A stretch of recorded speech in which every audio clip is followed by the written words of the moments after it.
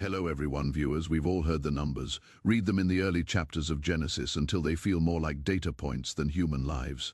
Adam, 930 years. His son Seth, 912 years. Enos, 905. And the most famous of all, Methuselah, a staggering 969 years, a life so long it has become a metaphor for age itself. We read these figures and we nod. Maybe we raise an eye. The environment was purer. The food was untainted, the air was richer, and cosmic radiation was lower. A pristine planet, a perfect human genome. It makes a certain kind of logical sense, and it allows us to move on to the more dramatic stories of Cain and Abel, Noah and the Ark. But what if that explanation, as neat as it is the shallow end of a terrifyingly deep ocean? What if they were the slow, agonizing ticking of a cosmic clock, a 900-year, long sentence to remember a paradise that had been violently ripped away? The real secret to antediluvian longevity isn't found in what those early humans had, but in what they had just lost. And Adam, the first man, the prototype, he was the only one who remembered it all with perfect soul, crushing clarity. He didn't just live for. We have to look inside his mind at a memory so potent, it physically sustained his body long after his spirit had broken. This is the story of that memory. This is the secret of the long count. Adam stood on a dusty plain, the sun a harsh, unforgiving eye in a pale blue sky. He squinted, his own eyes, nearly 1,000 years old, still sharp enough to see the heat shimmering off the rocks in the distance. A young boy, a great-great-grandson, whose name was a fleeting whisper in the long line of his descendants, ran past him chasing a lizard. The boy's laughter was a sharp, brittle sound in the vast silence of the land east of Eden. For the boy, this world was all there was. The sweat on his brow, the thorns that snagged his tunic, the constant toil to coax life from the unyielding ground. This was normal. He closed his eyes, and for a moment, he wasn't there. He was back in the garden. The memory was not a faded photograph. It was a physical sensation that could overwhelm him without warning.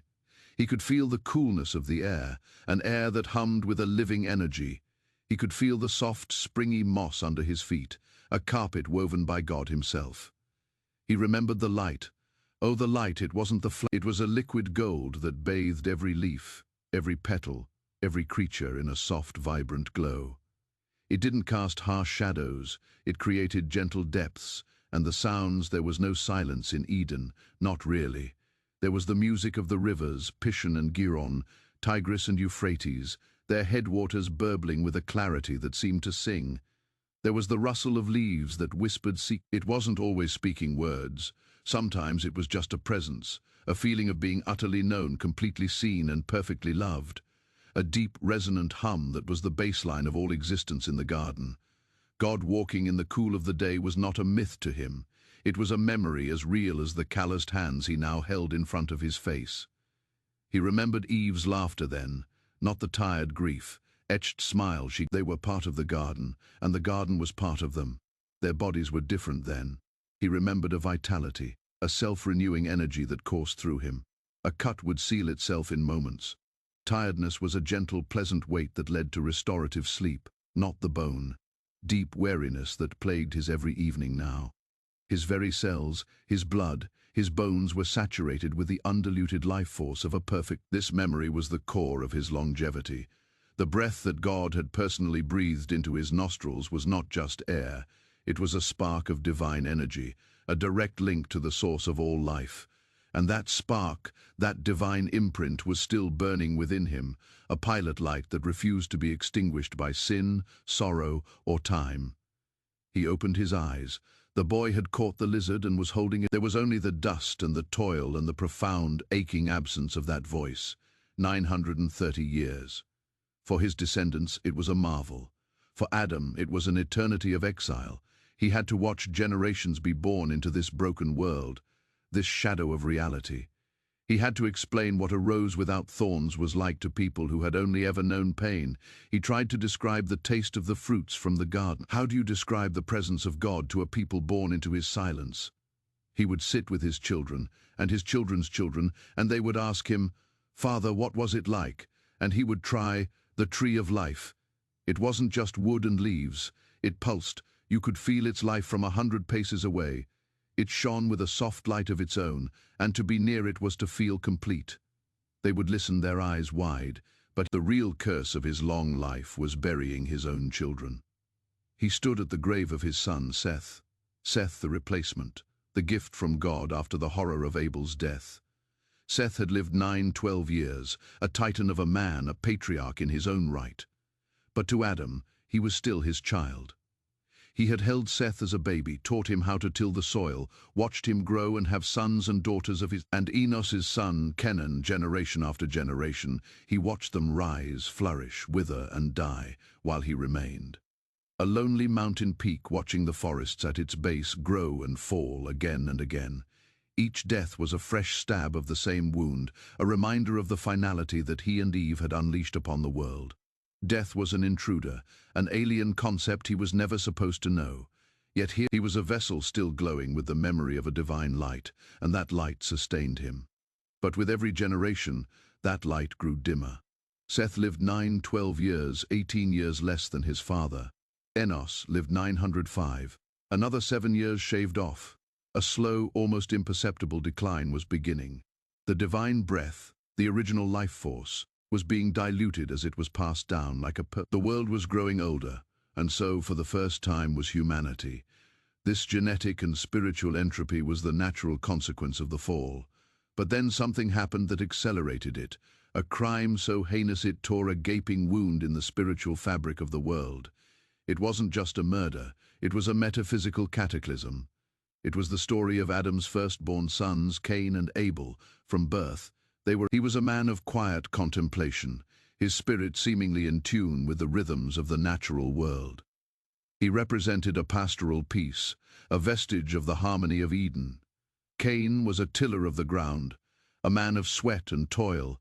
He wrestled with the cursed earth, and that struggle seemed to work its way into his soul, making him hard, resentful, and proud. The infamous story of their Abel brought the firstborn of his flock, the best, a sacrifice that acknowledged his reliance on God's provision.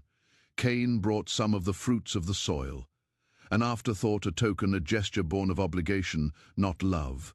When God favored Abel's offering, the darkness in Cain's heart coalesced. Adam saw it happening. He saw the storm gathering in his eldest son's eyes. He must have tried. Perhaps he spoke to Cain, his voice heavy with the sorrow of his own failure. Son, I know that anger. I know that feeling that God has wronged you. It is the serpent's whisper. Do not listen. It leads only to dust and regret. But Cain would not listen. The poison of pride had gone too deep. The confrontation in the field was brutal and swift. The first human death was not from old age or when Abel's blood, the first innocent blood, cried out from the ground. It wasn't just a poetic phrase. The earth itself, already cursed, was further desecrated. A spiritual shockwave radiated out from that spot, tainting everything it touched. Cain's sin was a new kind of evil. Adam's sin was disobedience, a turning away from God. Cain's was a turning against his fellow man, an act of pure hatred. The first cut humanity off from God, the second cut humanity off from itself. And God's curse on Cain was specific and terrible. He was to be a restless wanderer on the earth. The ground would no longer yield its strength to him. This was more than a punishment. It was a physical manifestation of his spiritual state.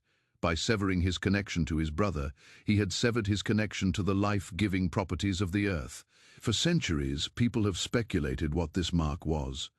A scar, a horn, a change in his skin. But perhaps the mark was not physical. Perhaps the mark was on his very soul, a visible aura of his spiritual decay. And perhaps this mark had a biological consequence. It was a genetic seal that locked him and his descendants out of the full spectrum of Eden's remaining life force. We see hints of this in the genealogies. Cain's line is one of city, building, weapon, forging, and violence. Lamech, his descendant, boasts of killing a man and brags that if Cain is avenged 7 times, he will be avenged 77 times. It is a lineage of spiraling pride and violence. Their lifespans are not recorded, a conspicuous omission that suggests they were no longer part of the sacred count. Seth's line, however, was different. Genesis tells us that at the birth of Seth's son Enos, men began to call on the name of the Lord. This was the line that preserved the memory. the line that guarded the dying embers of humanity's connection to God.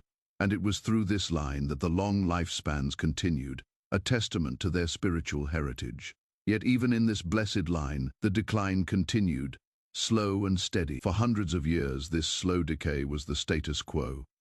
The line of Seth called on the name of the Lord, while the line of Cain built a world based on human strength and pride. The two paths diverged, a silent spiritual war being waged for the soul of the young planet. But humanity is weak, and the allure of the forbidden is strong. The lines began to blur, the descendants of Seth, the so-called sons of God. This was not a simple story of romance and marriage. It was a catastrophic spiritual compromise. The line that was meant to preserve the holy memory of Eden began to intermarry with the line that had embraced the way of the serpent. They abandoned their sacred calling for worldly beauty and power. This mingling was the beginning of the end for the old world, and it gave birth to something new and terrifying. The Nephilim, the Bible describes them cryptically. The Nephilim were on the earth in those days, and also afterward, when the sons of God went to the daughters of men and had children by them. They were the heroes of old men of renown. The word Nephilim is often translated as giants, but its root may mean the fallen ones. They were a hybrid race, a fusion of the fading light of Seth's line and the aggressive darkness of Cain. They were beings of immense physical power but profound spiritual emptiness. They were the heroes of old men of renown, which suggests they were warriors, conquerors, tyrants who dominated the ancient world through brute force. Imagine a world populated by these beings, men with the last vestiges of antediluvian vitality, but with none of the spiritual restraint. They built kingdoms, waged wars, and filled the earth with a level of violence and depravity that was previously unimaginable. The long lifespans, once a sign of a lingering divine connection, now became the world's greatest curse. A corrupt and violent man living for 800 or 900 years could inflict an incalculable amount of suffering. Evil was no longer a fleeting impulse. It was an institution, a dynasty, a centuries. The genetic pool of humanity became irrevocably polluted. The spiritual compromise of the sons of God had unleashed a biological and social monster. This story is getting intense, a true epic of a world on the brink of collapse, and if you are finding this exploration of these hidden biblical narratives as fascinating as I do, please take a moment to hit that like button and subscribe to the channel. It lets me know you want. Now back to the world before the flood. The situation had reached a tipping point. The earth was filled with violence. The thoughts of man were only evil continually. The very fabric of creation was groaning under the weight of this corruption, and it was then that God looked upon the world he had made, and the Bible uses a devastatingly human phrase: his heart was filled with pain. This was not the anger of a petty tyrant, it was the grief of a loving creator, and in that moment of divine sorrow, a decree was issued. It is one of a handful of times in the Bible where God speaks directly about the human lifespan. He says, in Genesis chapter 6 verse 3, "My spirit will not contend with humans forever, for they are mortal. Their days will be 120 years. This was not an arbitrary number. It was a divine judgment, but it was also an act of profound mercy. He was preventing the rise of another 900-year-old tyrant, another Lamech, who could spend centuries perfecting his cruelty. The 120-year decree was a spiritual severing. It was God officially withdrawing a measure of his life, sustaining spirit, the very energy that had enabled the long lives in the first place. The last echoes of Eden were to be silenced. The age of the patriarchs, for centuries a set of unique physical conditions, had also contributed to the longevity of early man, a kind of planetary life support system that was a physical remnant of the perfection of Eden, and it was about to be catastrophically dismantled. Scientists and theologians have long speculated about the physical nature of the antediluvian world, trying to reverse engineer the conditions that would allow for such long lives. In Genesis 1 it says, "And God made the expanse and separated the waters which were below the expanse from the waters which were above the expanse." This suggests a layer of water vapor existed high in the atmosphere, a protective shield encasing the entire planet. Imagine for a moment what that world would have been like. It wouldn't have been a world of harsh, direct sunlight. The canopy would have diffused the sun. There would be no harsh seasons, no frozen ice caps, no scorching deserts. The entire planet would be a lush, temperate garden. This canopy would also have dramatically increased the atmospheric pressure. This would mean more oxygen, more carbon dioxide, a richer, denser air. It would be like living in a natural hyperbaric chamber. Such an environment would promote incredible growth and vitality. It stands to reason that human bodies would also thrive in such conditions, with enhanced healing, greater strength, and a much slower aging process. Crucially, this water canopy would have acted as a powerful shield against the harmful radiation that constantly bombards our planet from space, cosmic rays, solar flares, UV radiation. This radiation is one of the key drivers of the aging process. In the pre-flood world, humanity was protected, living under a veil of water, a physical barrier that preserved their genetic integrity. This brings us to the second physical factor, the pristine human genome.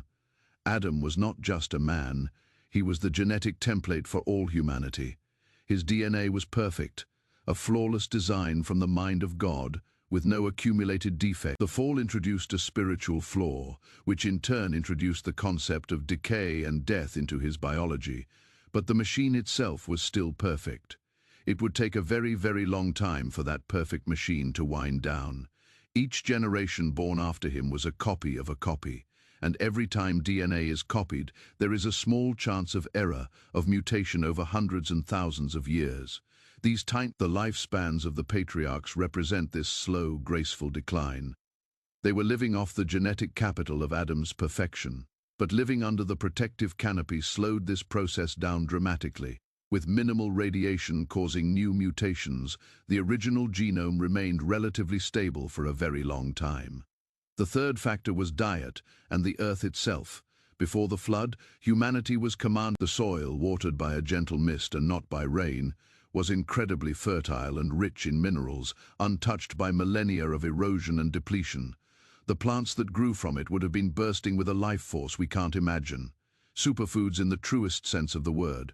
They weren't just eating plants, they were consuming the raw, undiluted vitality of a perfect earth. The permission to eat meat only comes after the flood. So you have this perfect convergence of factors, a spiritual connection to God's life, sustaining spirit, a protective atmospheric canopy, a flawless genome, and a nutrient-rich diet.